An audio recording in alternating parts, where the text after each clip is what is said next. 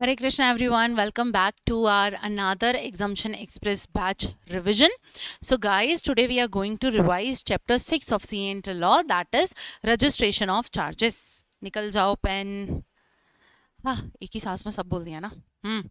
चलो, registration of charges important chapter है. क्यों इंपॉर्टेंट है, let me tell you.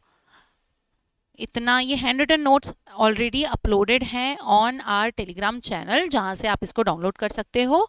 Now start करते हैं विथ चैप्टर 6. ठीक है, chapter 6 is all about registration of charges. Okay, अच्छा, बहुत सिंपल चैप्टर है, मक्खन चैप्टर है, बिल्कुल चीटी वाला चैप्टर है. और एग्जाम में यहाँ से 4 से 6 मार्क्स तक आपसे पूछा जा सकता है. आज मैंने आज ही रिकॉर्ड करा था, आपको आज ही वो वीडियो मिल जाएगा. तो उस वीडियो में मैंने आपको बताया था रजिस्ट्रेशन ऑफ चार्जेस के बारे में, लेकिन अगेन यहाँ पे कुछ इंपॉर्टेंट हम टॉपिक्स उसके देखेंगे. अब देखो, रजिस्ट्रेशन ऑफ चार्जेस में सबसे पहला वर्ड मुझे दिख रहा है चार्ज. What is charge? सबसे पहली टर्म जो मुझे यहाँ पे दिखी है that is charge. Okay, now what do you mean by charge? Charge का मतलब क्या होता है? देखो, चार्ज का मतलब, फॉर एग्जाम्पल, अगर कोई कंपनी, इसको ऐसे भी नहीं पढ़ता है ना, और अच्छे से इसको आराम से पढ़ते हैं. समझो कोई कंपनी है, ओके, और इस कंपनी को चाहिए पैसा. कंपनी को पैसा चाहिए तो कंपनी या तो लोन ले लेगी या तो डिबेंचर्स इशू कर सकती है. क्या? बिल्कुल कर सकती है. लेकिन क्या हो अगर कंपनी ये बोल के डिबेंचर इशू करे कि यार मुझे इतना पैसा दे दो, समझो 10 करोड़ रुपए दे दो, मैं मेरी कोई असेट तुम्हारे पास गिरवी रख लेता हूँ. क्या कर लेता हूँ? असेट को गिरवी रख लेता हूँ. मतलब अगर कंपनी जब भी लोन लेती है, अगर कंपनी क्या करती है, लोन लेती है, लोन लेने के लिए कंपनी क्या करती है, अपनी असेट को गिरवी रखती है. अपनी असेट को क्या करती है? गिरवी रखती है. उसको बोलते हैं चार्ज क्रिएट करना. मैंने मेरी असेट पे एक चार्ज क्रिएट कर लिया, किसी और का चार्ज. हम बोलते हैं ना इंचार्ज. इंचार्ज का मतलब क्या होता है? इस पर्टिकुलर काम को देख रेख करने वाला कौन हो गया? फलाना आदमी. अब यहीं पे कंपनी ने पैसे लिए और उसके बदले अपनी किसी असेट को गिरवी रख दिया, तो इसका मतलब कंपनी ने चार्ज को क्रिएट कर दिया. इतना हम सबको समझ आता है? समझ आता है. एक सेकेंड, अब यहाँ पर छोटा सा डिस्कशन और होगा. मैडम, आपने बोला चार्ज का मतलब गिरवी रखना, तो फिर हम जो मॉर्गेज पढ़ते हैं वो क्या है? ये वर्ड कभी देखा है क्या? मॉर्गेज, ये वर्ड कभी देखा है क्या आपने? बिल्कुल देखा होगा. मॉर्गेज का मतलब क्या होता है? मॉर्गेज मतलब आपने अपनी कोई इमूवेबल असेट को गिरवी रखा. मतलब चार्ज मेरा ब्रॉडर टर्म है. चार्ज, चार्ज के अंदर आप दो तरीके की असेट को गिरवी रख सकते हो. आप इमूवेबल असेट को भी गिरवी रख सकते हो और आप मूवेबल असेट को भी गिरवी रख सकते हो. लेकिन चार्ज के अंडर जब हम इमूवेबल असेट को गिरवी रखते हैं तो इसको बोलते हैं मॉर्गेज करना. मतलब चार्ज बढ़ा हुआ कि मॉर्गेज बढ़ा हुआ मेरा चार्ज. ठीक है, ओके, इतना समझ में आ गया. ये तो भाई साहब समझ में आ गया. अब दूसरा, चार्ज मैंने आपको बोला, चार्ज क्रिएट करना मतलब किसी और का इंटरेस्ट क्रिएट कर देना अपनी असेट पर. आपने पैसे लिए और उसके बदले आपने क्या कर लिया? अपनी असेट को गिरवी रख दिया, किसी और का इंटरेस्ट उस पर क्रिएट कर दिया. That is called charge. अब चार्ज होता है दो तरीके का. कौन से दो तरीके का चार्ज है? आइए समझते हैं. पहला चार्ज है मेरा फिक्स्ड चार्ज और दूसरा चार्ज है मेरा फ्लोटिंग चार्ज. इसको याद कैसे करें? देखो, हमारी असेट जो है दो तरीके की होती है. There are two types of asset. कौन सी दो तरीके की असेट होती है? एक असेट होती है मूवेबल असेट और दूसरी होती है इमूवेबल. अभी तो देखा था मैडम ऊपर, मूवेबल और इमूवेबल. जो इमूवेबल है, क्या वो मेरी फिक्स्ड असेट है? यस, ये फिक्स है भाई, इमूवेबल है, मूव नहीं कर सकती. It is called fixed. और जो मूवेबल है उसको मैं बोल दूंगी फ्लोटिंग. क्या ये फ्लोट करती रहती है? यस. एग्जाम्पल बताएंगे क्या? ओके, फिक्स्ड चार्ज में हम क्या गिरवी रखते हैं? एग्जाम्पल बताती हूँ. लैंड हो गया, बिल्डिंग हो गई, प्लांट एंड मशीनरी हो गया. हो सकता है क्या? क्या ये land, building, plant and machinery मेरी फिक्स्ड असेट है? Yes, they are my fixed asset. Floating में मेरा क्या आ जाएगा? Movable asset. क्या स्टॉक मेरा असेट है? क्या असेट साइड पे लिखते हैं अकाउंट्स में? हाँ, तो ये मेरी क्या हो गई, मूवेबल असेट। मूवेबल को क्या बोल दूंगी, फ्लोटिंग। क्या रॉ मटेरियल मेरी असेट है, यस रॉ मटेरियल मेरी असेट है।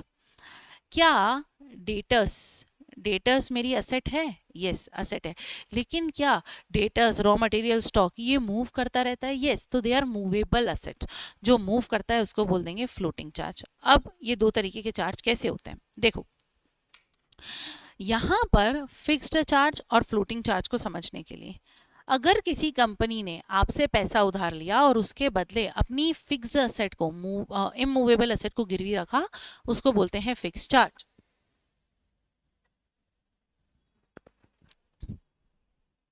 उसको क्या बोल देंगे, फिक्स्ड चार्ज। अगर किसी कंपनी ने अपनी मूवेबल असेट को गिरवी रखा तो उसको क्या बोल देंगे, फ्लोटिंग चार्ज। मतलब मैं कंपनी, मैंने तुमसे पैसा उधार लिया, समझो 10 करोड़ रुपए, और अपनी लैंड, बिल्डिंग या प्लांट एंड मशीनरी तुम्हारे साथ गिरवी रख दी। क्या मैंने इन सारी असेट पे चार्ज क्रिएट कर दिया, आपका इंटरेस्ट क्रिएट कर दिया? अब बताओ, भूकंप आएगा, बिल्डिंग गिरने वाली होगी, तो मेरे साथ साथ आपका भी दिल धड़केगा कि भाई इस बिल्डिंग पे मेरा इंटरेस्ट है, मेरा चार्ज है, मैंने इसको गिरवी रख रखा है अपने पास, बिल्डिंग गिर गई तो गया चार्ज तेल लेने, ठीक है, ओके। अगर लैंड, मेरा लैंड कोई हड़प लेगा तो धक धक तुम्हारे दिल में भी होगी कि भाई साहब ये ताऊ को हटाओ, लैंड नहीं हड़प सकता, इस लैंड पे तो मेरा चार्ज क्रिएटेड है। अगर plant and machinery, plant and machinery में आग लग गई, मेरे को टेंशन नहीं, तुमको टेंशन है, काहे की कि भाई यहाँ पे मैंने फिक्स चार्ज क्रिएट करके रखा है, इस पे मेरा इंटरेस्ट है। मतलब अगर फिक्स एसेट पे कोई चार्ज क्रिएट होता है तो उसको क्या बोलते हैं, फिक्स चार्ज। अब मैंने क्या करा ना, मैंने आपसे 10 करोड़ रुपए लिए और आपने बोला भाई साहब देखो, या बहन जी देखो, या फिर मैडम जी देखो, मैडम जी बोलता है, मैडम जी देखो, आपको कुछ तो गिरवी रखना पड़ेगा, ऐसे काम नहीं चलेगा। तो मैंने बोला ओके फाइन, एक काम करो, मेरे गोडाउन में बहुत सारा माल रखा हुआ है, वो मैं तुम्हारे पास गिरवी रख देती हूँ। तो तुमने कैलकुलेट करा, तुमने बोला यार गोडाउन में जो माल रखा हुआ है वो माल तो 12-15 करोड़ का है, ये लोन कितना ले रही है, 10 करोड़ का, क्या तुम सेफ हो? यस सेफ हो। रॉ मटेरियल, मैंने बोला मेरी फैक्ट्री में रॉ मटेरियल रखा हुआ है 10-12 करोड़ का, वो तुम्हारे पास गिरवी रख देती हूँ, तुमने बोला ठीक है। मैंने बोला डेटर, डेटर कैसे भाई, किसी आदमी को उठा के गिरवी रख दूंगी क्या? नहीं, मैंने तुमसे 10 करोड़ रुपए लिए, मेरी बैलेंस शीट में असेट में कोई तो डेटर दिख रहा है, उस आदमी से, एक फलाने आदमी से, समझो मुझे सर से मुझे 15 करोड़ रुपए वापस लेने, मैंने सर को माल बेचा था 15 करोड़ का, वो मुझे उनसे लेना है। तो मैंने बोला भाई अगर मैं तुमको 10 करोड़ का लोन नहीं चुकाऊं ना, तो जो सर है ना उनसे मुझे 15 करोड़ रुपए लेने हैं, एक काम करो वो 10 करोड़ रुपए उनसे ले लेना, मेरा नाम ले लेना, मैं उनको बोल दूंगी कि मेरी जगह अगर ये पैसे लेने आ जाए तो इनको दे देना। समझ में आया? तो ये हो गया मेरा फ्लोटिंग चार्ज, वो चार्ज, वो असेट पे जो घूमती रहती है। डेटर घूमेगा ना भाई, एक जगह थोड़ी बैठेगा टिक के कि भाई मैं डेटर हूँ मैडम का, मैं बैठ जाऊं उधर, ऐसा नहीं। रॉ मटेरियल घूमता है ना, यहाँ कभी यहाँ उठा के यहाँ रख दिया, कभी वहां उठा के वहां रख दिया, है ना। तीसरा स्टॉक, स्टॉक भी तो घूमता रहता है, आज स्टॉक गोडाउन में रखा है, कल को मार्केट में बिक जाएगा। अब यहाँ पर एक इम्पॉर्टेंट पॉइंट, अब यहाँ पर एक इम्पॉर्टेंट पॉइंट, एक स्टार पॉइंट क्या है, क्या फ्लोटिंग चार्ज बायर पे ट्रांसफर होता है? क्या फ्लोटिंग चार्ज बायर पर ट्रांसफर होता है? Answer is no. अब इसका मतलब समझो, बहुत इंपॉर्टेंट पॉइंट है ये, इतना सा छोटा सा पॉइंट इस चैप्टर का इंपॉर्टेंट पॉइंट है। कैसे? मैंने स्टॉक, रॉ मटेरियल, डेटर, इसको क्या करा, मैंने इनको गिरवी रखा फ्लोटिंग चार्ज के अंडर। ओके, मतलब अगर मैंने मूवेबल असेट को गिरवी रखा तो उसको क्या बोलूंगी, फ्लोटिंग चार्ज। फिक्स असेट को गिरवी रखा तो that is fix charge. Okay, अब एक बात बताओ, ये जो स्टॉक है, ये जो रॉ मटेरियल है, कभी ना कभी तो फिनिश गुड में कन्वर्ट होगा। ऐसा तो नहीं मैंने तुम्हारे पास गिरवी रखा तो मैंने इसको गोडाउन में सड़ने के लिए रख दिया, ऐसा तो नहीं करेंगे। तुम्हारा लोन तो मैंने 5 साल के लिए लिया है, तो क्या 5 साल के लिए रॉ मटेरियल, स्टॉक और ये सब स्टॉक में वेयर हाउस में पड़ा रहेगा क्या? अरे ढोकले हो क्या, नहीं पड़ा रहेगा भाई। ये स्टॉक और रॉ मटेरियल को यूज करके माल बनाऊंगी, बेचूंगी, जो पैसा आएगा उसी से तो तुम्हारा लोन चुकाऊंगी।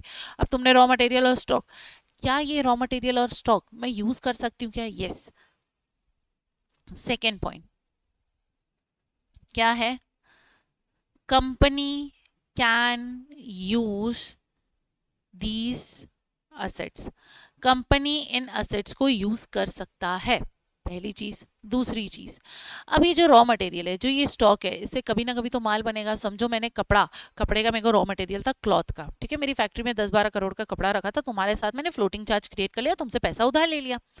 अब इस कपड़े को मैं यूज करके मैंने बनाया माल, मैंने इस कपड़े से बना दी शर्ट, और ये शर्ट मैंने मार्केट में बेच दी। अब एक बात बताओ, जो उस कपड़े की शर्ट पहन के घूम रहा है, तुम भाग भाग के उसके पास जाओगे और उसको भरे भरे बाजार में उसको नंगा कर दोगे क्या कि भाई शर्ट उतार? ऐसा हो सकता है क्या? नहीं। मतलब कि जो भी चार्ज क्रिएट हुआ है वो मेरे ऊपर है, वो उस बायर के ऊपर नहीं है। इसको थोड़ा और डिटेल में समझते हैं, जिससे आपको और अच्छे से समझ आएगा। समझो, ये मेरा वेयर हाउस है, और इस वेयर हाउस में 10 नहीं 12 करोड़ का क्लॉथ रखा हुआ है। क्या ये मेरा रॉ मटेरियल है? यस। मैंने इस पे फ्लोटिंग चार्ज को क्रिएट करके रखा है। क्या क्रिएट करके रखा है मैंने? Floating charge. I have created a floating charge. मैंने फ्लोटिंग चार्ज को क्रिएट करके रखा है, कोई इशू अभी तक नहीं। अब मैंने आपको बोला कि ये रॉ मटेरियल मैं यूज कर सकती हूँ, क्या इस रॉ मटेरियल को कंपनी यूज कर सकती है? Yes, company can use this raw material. तो मैंने क्या करा, इस क्लॉथ को कन्वर्ट करके क्या बना दी? शर्ट बना दी। ठीक है, समझो यहाँ पर 20,000 मीटर का क्लॉथ रखा हुआ था, और मैंने इस क्लॉथ से शर्ट्स बना दी। शर्ट कितनी बना दी मैंने? फॉर एग्जाम्पल मैंने 10,000 यूनिट्स किसकी बना दी? शर्ट्स की। ओके। अब एक बात बताओ, ये शर्ट बना के अपने पास रखूंगी क्या? नहीं, मैं इसको मार्केट में आगे मैं इसको क्या कर दूंगी? सेल कर दूंगी। What I will do is, मैं इसको सेल कर दूंगी। जब मैं इसको सेल करूंगी तो मुझे क्या मिलेगा? पैसा। ये जो पैसा मुझे मिलेगा, समझो इससे मुझे पैसा मिला 5 करोड़ रुपए, कि ये 5 करोड़ से ही मैं तुम्हारा लोन चुकाऊंगी। हाँ। अब फिर से साइकिल को दोहराते हैं, अब मुझे दोबारा से माल बनाना है। अब ये जो 20 मीटर है ये तो खत्म हो गया, खत्म हो गया, क्योंकि इससे मैंने 10,000 यूनिट शर्ट बना ली है। अब यहाँ पर जब ये 20 मीटर खत्म हो गया, मैंने इससे 10,000 शर्ट्स बना ली। मैंने जिनको शर्ट बेची, क्या उसके ऊपर ये चार्ज एप्लीकेबल है क्या? क्या ये फ्लोटिंग चार्ज उसके ऊपर एप्लीकेबल है क्या? नो। Point number 1। तो मैडम ये तो जिसके पास आपने गिरवी रखा उसके साथ धोखा हो गया ना, वो तो ये रॉ मटेरियल देख के तुमको लोन दिया था। अब मैडम जी, ये तो आपने रॉ मटेरियल ही बेच दिया। एक बात बताओ, मैं धंधा करने बैठी हूँ, ठीक है, मुझे शर्ट्स बनानी है, क्या मैं दोबारा से रॉ मटेरियल खरीदूंगी? यस। ये रॉ मटेरियल खत्म हुआ और मैंने क्या करा, दोबारा से नया रॉ मटेरियल खरीदा, अगेन 20,000 मीटर का। अब इस 20,000 मीटर पे तुम्हारा चार्ज होगा, मतलब ये रॉ मटेरियल फ्लोट करता रहेगा, घूमता रहेगा, और ये घूमते घूमते घूमते जब नया रॉ मटेरियल आएगा, अब पुराना वाला तो बिक गया, जो नया आया अब तुम्हारा चार्ज उस पे आ जाएगा। ठीक है, ये इतना समझ में आया? ओके। आई होप आपको फ्लोटिंग चार्ज पूरा अच्छे से समझ में आया, और आपको ये समझ में आ गया कि फ्लोटिंग चार्ज बायर पर ट्रांसफर नहीं होता है। ठीक है, ओके। अब इसके बाद एक बात बताओ, कंपनीज एक्ट में अगर कंपनी कुछ भी करती है, अगर तुम कुछ भी करते हो तो क्या तुमको तुम्हारी पसंदीदा औरत मतलब गर्लफ्रेंड को बताना पड़ता है क्या? यस। कंपनीज एक्ट में गर्लफ्रेंड कौन है? आरओसी। क्या तुमको आरओसी को बताना पड़ेगा क्या? बताना पड़ेगा। मतलब सोचो, तुमने तुम्हारी कंपनी की कोई फिक्स एसेट या फिर मूवेबल एसेट को गिरवी रख दिया, क्या ये आरओसी को पता होना चाहिए? बिल्कुल पता होना चाहिए। अब यहाँ पे दूसरा पॉइंट, आपको किसको बताना पड़ेगा? आरओसी को। It is section 77। कौन सा सेक्शन है? सेक्शन 77। सेक्शन 77 के अंडर आपको किसको इन्फॉर्म करना पड़ेगा? आरओसी को। किसको इन्फॉर्म करना है आपको? आरओसी को। या फिर इसको और अच्छे से मैं बोल दूं तो आपको चार्ज को रजिस्टर करवाना पड़ेगा। आपको क्या करना पड़ेगा? चार्ज को रजिस्टर करवाना पड़ेगा। किसके पास करवाओगे यार? बट ऑब्वियस सी बात है, किसके पास करवाओगे? आरओसी के पास। मैंने मेरी कंपनी की एसेट पे चार्ज क्रिएट कर दिया, तो मुझे आरओसी मतलब उस आरओसी, वो ऐसी गर्लफ्रेंड जिसको आपको सब बताना पड़ेगा, मेरे लिए वो मेरी बेस्ट फ्रेंड समझो, तो मैं क्या करूंगी ना, मैं आरओसी को बताऊंगी, मुझे आरओसी को बताना ही पड़ेगा एनी हाउ। चलो अब आरओसी को बताते हैं। तो मैंने क्या करा, अब अगर मुझे चार्ज क्रिएट करना है तो भले ही कंपनी इनकॉर्पोरेट हो इन इंडिया या फिर इनकॉर्पोरेट हो आउटसाइड इंडिया। अगर कोई कंपनी, मतलब मुकेश अंबानी की कोई कंपनी है जो आउट ऑफ इंडिया है, ठीक है, आउटसाइड इंडिया, लेकिन वो उसने चार्ज क्रिएट करा, तो भी आपको, क्योंकि आप इंडिया में रजिस्टर हो, आपको किसको बताना पड़ेगा, ROC को। तो कंपनी जो है, ये दोनों कंपनीज क्या करवाएंगी, ये दोनों कंपनीज मिलकर जो भी पर्टिकुलर्स होंगे, पर्टिकुलर्स मतलब जो भी इंफॉर्मेशन होगी चार्ज की, उसको ROC के पास रजिस्टर करवाएंगे। उसको क्या करवाना पड़ेगा, ROC के पास रजिस्टर करवाना पड़ेगा। एक बात बताओ, तुमने ROC के पास गए और तुमने उसको बोला कि ये इन्फॉर्मेशन है, लो, वो ऐसे ही मानेगा क्या, क्या तुमको साइन करके देना पड़ेगा, यस। अब यहाँ पे कौन सी दो पार्टीज इंपॉर्टेंट हैं, कौन सी दो पार्टीज इंपॉर्टेंट है, एक तो कंपनी जिसने चार्ज क्रिएट करा है, दूसरा चार्ज होल्डर जिसने आपको पैसा दिया है, जिसके पास आपने आपके असेट को गिरवी रखा है। तो कंपनी और चार्ज होल्डर की सिग्नेचर होनी चाहिए, पहली चीज। अब आपको ये इन्फॉर्म कितने दिन में करना है, आपको इन्फॉर्म कितने दिन में करना है, आपको इन्फॉर्म करना है with in 30 days of creation. Charge create होने के 30 डेज के अंदर अंदर कंपनी को, ROC को बताना है कि भाई देख, फिक्स चार्ज या फ्लोटिंग चार्ज मैंने क्रिएट करा है और ये मेरे सिग्नेचर है, कंपनी के डायरेक्टर के सिग्नेचर, कंपनी खुद तो सिग्नेचर करेगी नहीं बेटा, तो कंपनी के डायरेक्टर के सिग्नेचर प्लस जिसको आपने वो असेट गिरवी रखी है उसके भी सिग्नेचर होने चाहिए, ठीक है। ओके, अब इसके लिए कुछ फॉर्म्स हैं, एक बार ये फॉर्म्स भी बता देती हूँ, फॉर्म्स याद हो जाए तो बड़ी अच्छी बात है। कौन से फॉर्म में, एक होता है, अच्छा चार्ज को मैं CHG लिखूं क्या, ओके, CHG, एक है 9, एक है 1। अगर अदर देन डिबेंचर, आपने पैसा मार्केट से उठाया है और आपने अपनी असेट को गिरवी रखा है, तो दैट इज CHG1 आपको फाइल करना है। अगर डिबेंचर को आपने, मतलब आपने डिबेंचर इशू करे और सिक्योर्ड डिबेंचर इशू करे, आपने सुना होगा सिक्योर्ड डिबेंचर, मतलब आपने आपकी असेट को गिरवी रखा है, तो दे आर सिक्योर्ड डिबेंचर, उसके लिए आप CHG9 फिल करोगे, ठीक है। अब यहाँ पर बच्चों को एक कंफ्यूजन होता है, क्या कंफ्यूजन होता है बताऊं क्या,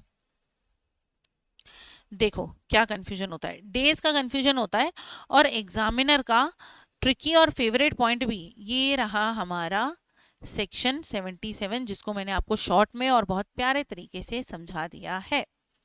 अब यहाँ पर देर इज एन अमेंडमेंट, आपको इस अमेंडमेंट को ध्यान से देखना है कि आपको RBI के पास भी जाना पड़ेगा। यहाँ पे कुछ टाइम लिमिट है, क्या टाइम लिमिट है, ये टाइम लिमिट है, कंपनी को कितने दिन में रजिस्टर करवाना है, 30 दिन में। अगर 30 दिन के अंदर रजिस्टर नहीं करवाया तो आपको फर्दर क्या मिलेगा, 30 डेज का और टाइम मिलेगा। इसको भी शॉर्ट में यहाँ पे समझाऊं क्या, तो वो शायद आपको अच्छे से समझ आए। अब आपका टाइम क्या है, 30 डेज। अब इस 30 डेज की टाइमलाइन को थोड़ा सा और डिटेल में हम समझते हैं। देखो, आपको 30 दिन के अंदर अंदर क्या करना है, चार्ज को रजिस्टर करवाना है, ROC को, आपकी गर्लफ्रेंड को 30 डेज के अंदर अंदर आपको बताना पड़ेगा। तो ये तो मेरा प्राइमरी टाइम हो गया ना, ये तो प्राइमरी टाइम है, ये तो बेस है, लॉ में ही लिखा है कि 30 दिन के अंदर अंदर बताना है, ठीक है। अब समझो आपने आपने बताना भूल गए, आप चार्ज 30 दिन के अंदर अंदर बताना भूल गए, आप यार बहुत रईस आदमी, आप मुकेश अंबानी के साथ मीटिंग्स में बिजी थे यार, 30 दिन में नहीं बता पाए, क्या करेंगे, फर्दर एक्सटेंड हो सकता है कितने दिन के लिए, 30 डेज के लिए। फर्दर ये कितने डेज के लिए एक्सटेंड हो सकता है, 30 डेज के लिए। इस 30 डेज के लिए आपको फीस पे करनी पड़ेगी, एड वेलोरम फीस, मतलब हर दिन के लिए अलग फीस पे करके, एक्स्ट्रा फीस पे करके आप इसको रजिस्टर करवा सकते हो। प्लस इसके बाद और भी है, आप और भी इसको ROC कितने दिन के लिए एक्सटेंड कर सकता है, 60 डेज। 60 डेज के लिए फर्दर ROC एक्सटेंड कर सकता है, लेकिन उसके लिए आपको उसको एप्लीकेशन देनी पड़ेगी। यहाँ पे एग्जामिनर जो है वो खेल जाता है, ये वाला जो टाइम लिमिट है ना, इस टाइम लिमिट में एग्जामिनर आपके साथ गेम खेल जाता है। मतलब बेसिक कितने दिन, 30 दिन, भूल गए तो और 30 दिन मिलेंगे, एक्स्ट्रा फीस हर दिन की भरनी पड़ेगी उस एक्स्ट्रा 30 दिन के लिए।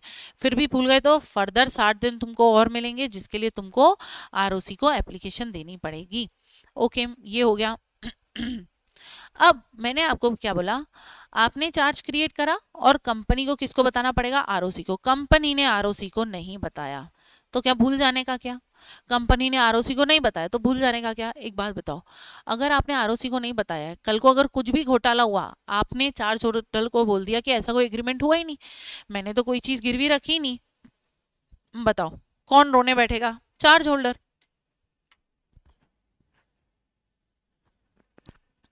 अगर कंपनी ने आरओसी को नहीं बताया, मतलब अब बाद में कोई भी दिक्कत हुई तो आरओसी बीच में आएगा क्या, आरओसी, आप रोते रोते आरओसी के पास गए, आपने बोला भाई साहब इस कंपनी ने मुझसे उधार लिया, अपनी असेट गिरवी रखी, अब बोल रहा हूँ पैसे दे नहीं तो असेट बेचूंगा, तो बोल रहा है कि मैंने तो असेट गिरवी रखी ही नहीं, ये तो अपनी बात से पलट रहा है।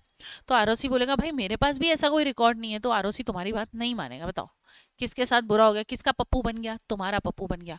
मतलब रजिस्ट्रेशन करवाना कंपनी तो करवाना है कंपनी को, अगर कंपनी ने नहीं करवाया तो कंपनी का कुछ बिगड़ेगा क्या, नहीं, थोड़ी सी पेनल्टी लगेगी, दे देगा, सबसे ज्यादा किसका बिगड़ जाएगा, आपका। ठीक है, तो अब अगर कंपनी ने रजिस्ट्रेशन नहीं करवाया तो सेक्शन 78, आ जाओ हमारे सेक्शन 78, वो बोलता है अब रजिस्ट्रेशन कौन करवाएगा, चार्ज होल्डर। रजिस्ट्रेशन कौन करवाएगा, चार्ज होल्डर।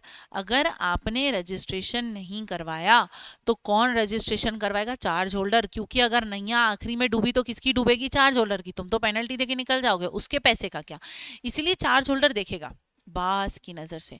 अगर तुमने रजिस्टर करवाया, कंपनी ने रजिस्टर करवाया तो ठीक है, नहीं करवाया तो चार्ज होल्डर खुद जाएगा आरओसी के पास और बोलेगा भाई साहब मेरे से पैसा लिया, इन्होंने गिरवी रखी है एसेट, ये लो चार्ज को रजिस्टर कर लो अपने रजिस्टर में। अब क्या होगा अच्छा, चार्ज होल्डर को गेम में क्यों आना पड़ा, क्योंकि कंपनी ने रजिस्ट्रेशन नहीं करवाया। तो मैंने बोला अगर कंपनी फेल हो जाती है चार्ज को रजिस्ट्रेशन करवाने में तो चार्ज होल्डर जाएगा किसके पास, अब चार्ज होल्डर रजिस्टर करवाएगा रजिस्टर करवाएगा विद इन कितने दिनों में, विद इन 30 डेज। ओके, अब बताओ चार्ज होल्डर किसके पास गया, विद इन 30 डेज में चार्ज होल्डर किसके पास गया, आरओसी के पास। चार्ज होल्डर गया आरओसी के पास, मतलब कंपनी जहां रजिस्ट्रेशन करवाना फेल हुई, जहां कंपनी की टाइम लिमिट खत्म हो गई, वहां से 30 दिन के अंदर अंदर कौन चला जाएगा, चार्ज होल्डर। चार्ज होल्डर जाएगा और बोलेगा आरओसी को कि भाई साहब ये लो डॉक्यूमेंट और इस चार्ज को रजिस्टर करवा लेना, इस कंपनी ने मेरे को ये एसेट गिरवी रखी है, ठीक है इस कंपनी ने मेरे पास चार्ज क्रिएट करके रखा है, ये असेट इन्होंने गिरवी रख के रखी है, इसको रजिस्टर करवाओ। क्या आरओसी तुम्हारी बात मान जाएगा क्या, आरओसी सबसे पहले किसको पूछेगा, कंपनी को। आरओसी नोटिस देगा, किसको नोटिस देगा, कंपनी को, और कंपनी को रिप्लाई करना होगा कितने दिन में, विद इन 14 डेज। अब विद इन 14 डेज कंपनी ने रिप्लाई करा, रिप्लाई करा तो बढ़िया बात है। अगर कंपनी ने रिप्लाई नहीं करा, नो रिप्लाई, तो क्या होगा, तो भी मान लेंगे डीम्ड, ऐसा मान लिया जाएगा कि हाँ ये सच में चार्ज क्रिएट हुआ है। देखो हमेशा पढ़ते टाइम इस तरीके से नोट्स बना लो ताकि एग्जाम के जो 1.5 दिन मिलता है उसमें इस तरीके से आप रिवाइज कर सको, ठीक है। अगर कंपनी फेल हो गई तो कंपनी की टाइम लिमिट खत्म होते ही कौन रजिस्टर करवा सकता है चार्ज को, चार्ज होल्डर। कितने दिन में, 30 दिन के अंदर अंदर। मैं हूँ चार्ज होल्डर, मैं रोती रोती गई भागती भागती आरओसी के पास कि आरओसी तुम्हारी कंपनी ने चार्ज क्रिएट करा है, वो तो नालायक है, उसने तो नहीं बताया तुमको, लेकिन मैं नालायक नहीं हूँ, मेरा पैसा लगा हुआ है, ये लो चार्ज को रजिस्टर कर लो। उसने बोला ए ढोकली, ऐसे नहीं रजिस्टर करेंगे, पहले कंपनी से पूछेंगे। ऐसे तो नहीं कि तुम उठती हुई सुबह उठा सपना देखा कि भाई चलो एक फ्रॉड करते हैं और तुम आ गई उठती उठती घूमती नाचती कि ये लो भाई ये चार्ज होल्डर क्रिएट किया है, पहले कंफर्म तो करने दो कंपनी ने सच में क्रिएट करा है कि नहीं।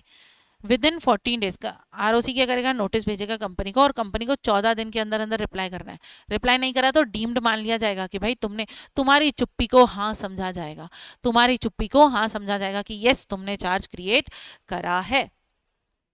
बताओ इसमें कोई रॉकेट साइंस लग रहा है क्या, ना जी ना। एग्जाम का क्वेश्चन बताऊं कहां से आता है,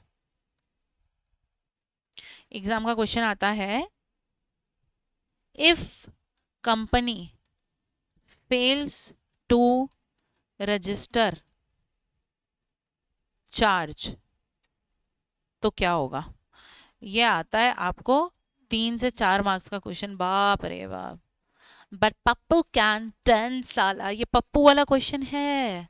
अभी देखा, ये सब्सिडी याद रखनी है।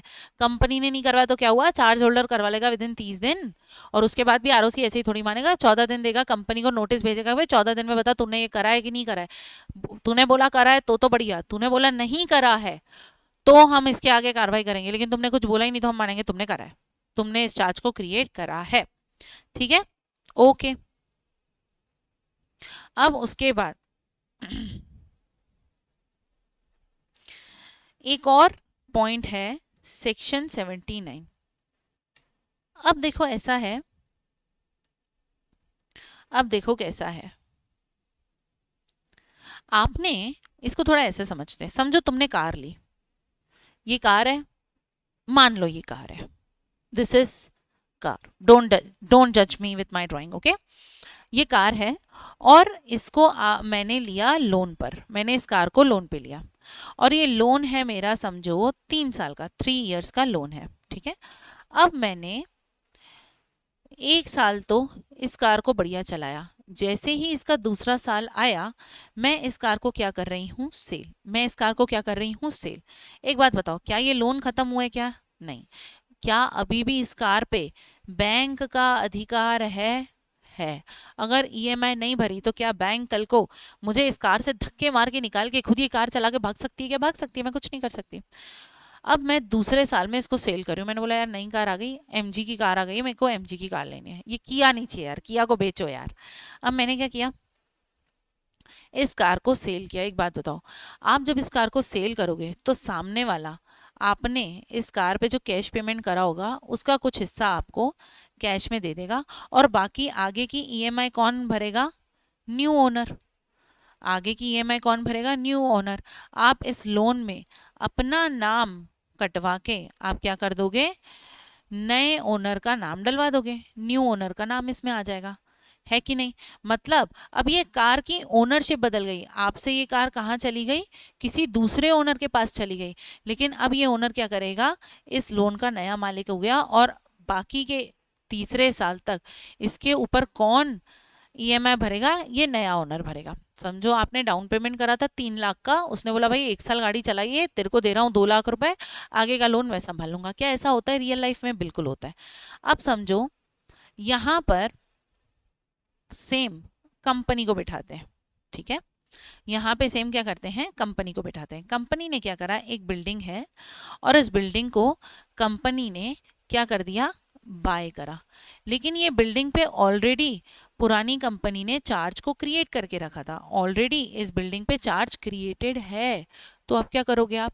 अब ये कंपनी की जिम्मेदारी है, मतलब सेक्शन 59 ये बोलता है, अगर किसी कंपनी ने ऑलरेडी किसी एसेट पे चार्ज क्रिएट था और किसी कंपनी ने वो एसेट खरीदी है, मतलब अगर किसी कंपनी ने चार्ज्ड असेट को खरीदा है, चार्ज असेट बाय करी है किसी कंपनी ने, तो आपको किसको बताना पड़ेगा? आरओसी को इन्फॉर्म करना पड़ेगा, पहली चीज। दूसरी चीज, आपने जो ये चार्ज गवर्नमेंट आरओसी के पास रजिस्टर करवाया, आपने ये जो चार्ज रजिस्टर करवाया, अगर इसमें कुछ भी चेंज आता है, क्या आता है, अगर इसमें कुछ भी चेंज या फिर मॉडिफिकेशन होता है, चेंज या फिर मॉडिफिकेशन होता है एग्जिस्टिंग एग्रीमेंट में, तो आपको वो भी किसको इंटीमेट करना पड़ेगा? आरओसी को इंटीमेट करना पड़ेगा। मतलब या तो आपने एग्रीमेंट में चेंज करा जो पहले आरओसी के पास रजिस्टर करवाया था वो, या फिर आपने एक चार्ज, ऐसी एसेट जिसपे ऑलरेडी चार्ज क्रिएटेड था, वो अगर आपने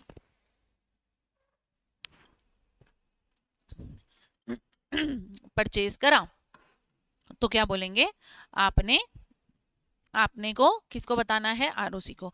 मॉडिफिकेशन के लिए जो फाइल होता है वो होता है चार्ज 3। चार्ज 1 था नॉर्मल, चार्ज 9 था डिबेंचर्स के लिए, चार्ज 3 है मॉडिफिकेशन के लिए फॉर्म, ठीक है। उसके बाद नोटिस ऑफ चार्ज। अब ये सेक्शन 80 जो है बहुत आसान सेक्शन है। इसमें क्या बोलते हैं, अगर किसी पर्सन ने चार्ज से रिलेटेड प्रॉपर्टी खरीदी है, मतलब समझो अगर कंपनी ने किसी बिल्डिंग के ऊपर चार्ज क्रिएट करके रखा था, बिल्डिंग पे फ्लोटिंग चार्ज आएगा कि फिक्स्ड, फिक्स चार्ज, क्योंकि मेरी फिक्स एसेट है, फिक्स एसेट पे फिक्स चार्ज क्रिएट करा था और उस बिल्डिंग को किसी को बेचा, तो ऐसा माना जाएगा कि जिसने उस बिल्डिंग को खरीदा है डीम्ड, ऐसा डीम्ड टू हैव नोटिस, ऐसा माना जाएगा कि उसके पास ये ऑलरेडी उसको पता था कि ये जो एसेट है गिरवी रख रखी है। ऐसा क्यों मानेंगे, कंपनी अपनी वेबसाइट पे लिख के रखती है। अगर आप कंपनी से कोई एसेट ले रहे हो तो पहले उसकी वेबसाइट चेक करो, ठीक है। अब उसके बाद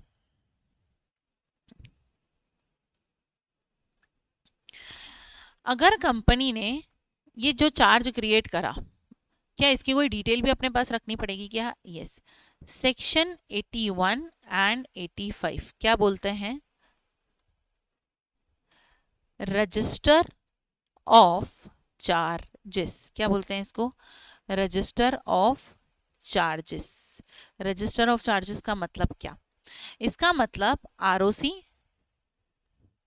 मेंटेन करेगा एक रजिस्टर, रजिस्टर मेंटेन करेगा जो कि ओपन होगा फॉर इंस्पेक्शन। तोतला गई मैं, मतलब आरओसी एक रजिस्टर मेंटेन करेगा जिसमें सारी डिटेल लिखेगा कौन सी कंपनी की कौन सी एसेट जो है उस पर चार्ज क्रिएटेड है, और उसको क्या करेगा, ओपन फॉर रजिस्ट्रेशन, ठीक है। सेम कंपनी, कंपनी भी एक रजिस्टर को मेंटेन करेगी कि कौन कौन सी एसेट मैंने चार्ज पे दे रखी है, और इसको भी ओपन रखेगी, लेकिन ओपन कब रखेगी, बिजनेस आवर्स में। इसको कंपनी ओपन कब रखेगी, बिजनेस आवर्स में। यहाँ तक समझ आया, ठीक है। अब आपने चार्ज क्रिएट करा, क्या आप ये चार्ज, इस चार्ज को आप कभी सेटिस्फाई करोगे क्या, मैंने आपसे पैसे लिए थे 10 करोड़ और मैंने अपना रॉ मटेरियल गिरवी रखा था या बिल्डिंग गिरवी रखी थी, अब मैं आपको 10 करोड़ वापस कर रही हूँ, तो क्या अब ये आपके पास जो गिरवी है ये सेटिस्फाई हो जाएगा? यस। इंपॉर्टेंट सेक्शन, सेक्शन 82 जो बात करता है सेटिस्फेक्शन ऑफ चार्जेस की, मतलब अब मैंने चार्ज को क्या कर दिया, सेटिस्फाई कर दिया।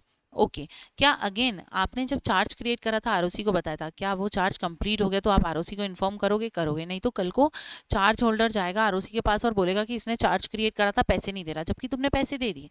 तो अब यहाँ पर जब रीपेमेंट कर देगी ना कंपनी, रीपेमेंट बाय कंपनी, तो अब कंपनी इन्फॉर्म करेगी किसको, इन्फॉर्म करेगी किसको, आरओसी को, अगेन कितने दिन में, विद इन 30 डेज में।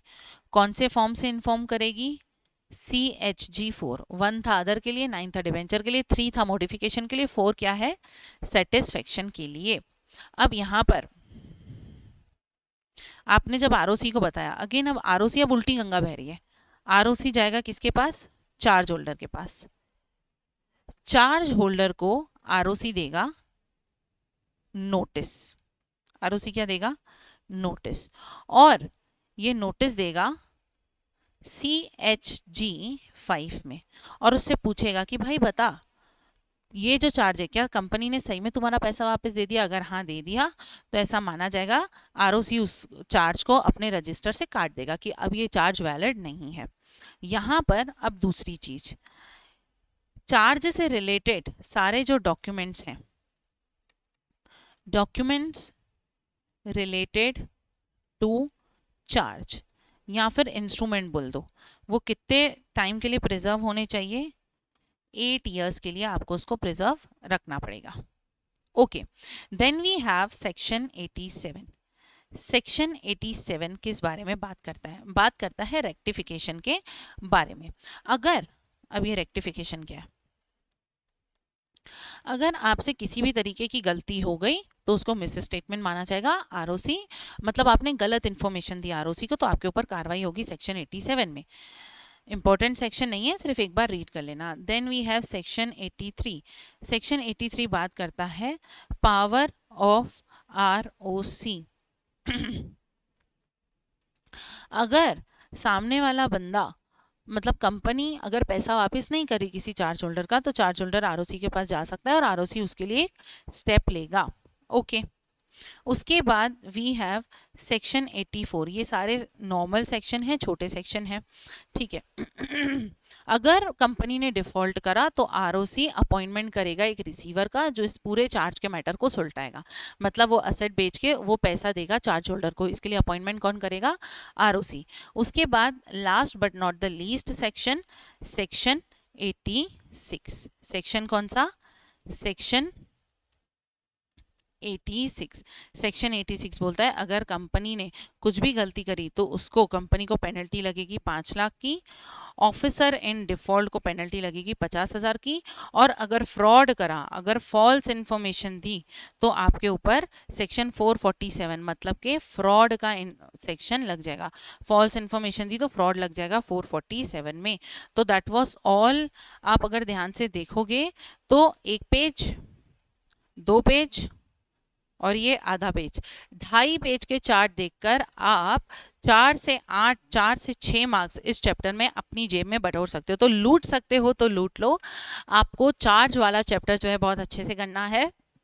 मिनिमम 4 मार्क्स, मैक्सिमम 6 मार्क्स, बहुत ही इंपॉर्टेंट और बहुत ही आसान चैप्टर, आप आसानी से करके एग्जाम में इससे बहुत ही अच्छा स्कोर कर सकते हो।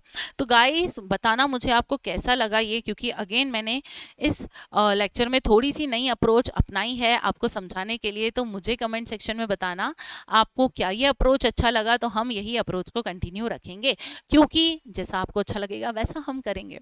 तो चलिए मैडम जी चलती है अब अपने दूसरे काम पे, on to the next one. जब तब तक के लिए ऐसे ही बने रहिए, पढ़ते रहिए, बढ़ते रहिए और अच्छे से प्रिपेयर करते रहिए। हरे कृष्णा एवरीवन।